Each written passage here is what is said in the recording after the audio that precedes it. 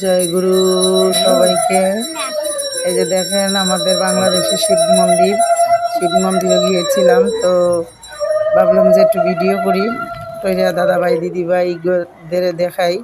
তো এটা হচ্ছে শিব মন্দির, এই সামনে আরেকজন শিব ঠাকুরের মূর্তি আছে। এই জায়গায় সন্ধ্যাবাতি দিয়েছি, এই জায়গায় গেছি। দাঁড়ান দেখাচ্ছি আপনাদের। এই যে হচ্ছেন শিব ঠাকুর, এই জায়গায় ধূপধুনা দেখাইতেছি। আরেকজন দাদাভাই প্রার্থনা করতেছেন ঠাকুরের কাছে। তো এখন চলে যাবো আবার শনিদেবের মন্দিরে। সামনে হচ্ছে শনিদেবের মন্দির। ছেলেকে বললাম যে ক্যামেরাটা ধরো। শিব মন্দির দেখে আসলাম হইল শনিদেবের মন্দিরে। এই যে আমাদের শনি ঠাকুর, এই যে প্রতি শনিবারে শনি পূজা হয়। উনি হচ্ছেন শনি ঠাকুর।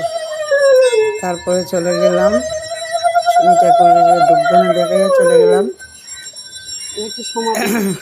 লোকনাথ বাবার আশ্রমে। এটা হচ্ছে সমাধি, এটা আমাদের মন্দিরের সমাধি জায়গা। অনেক সমাধি আছে, অনেক সমাধির অভাব নাই। এই যে সামনে প্রসাদ খাওয়ানোর জায়গা, এইসব সমাধির পরে হচ্ছে যাবো লোকনাথ মন্দিরে।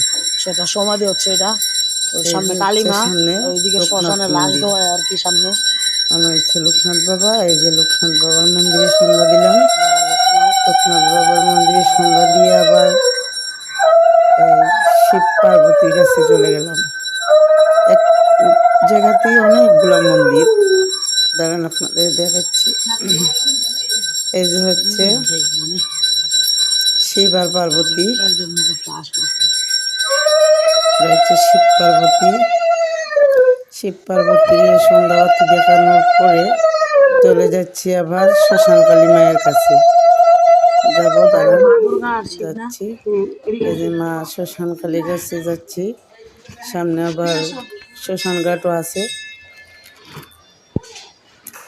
এরপর দিয়ে হচ্ছে শ্মশান ঘাট।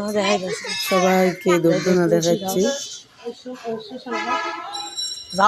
এই যে হচ্ছেন শ্মশান, এই যে হচ্ছে শ্মশান ঘাট। এটা আমাদের এই জায়গায় শ্মশান ঘাট। হ্যাঁ, এই যে কালী মন্দির, মা কালীর এই জায়গায় সন্ধ্যাবাতি দেখাইলাম, ধূপধুনা দেখাইলাম। ঠাকুর করতেও আছেন সাথে, তিনিও আসছেন। মায়ের যে ধূপধুনা দেখাইয়া ঠাকুর করতেও ধূপধুনা দেখাচ্ছেন, আমিও দেখাচ্ছি, দুজন মিলেই দেখাচ্ছি।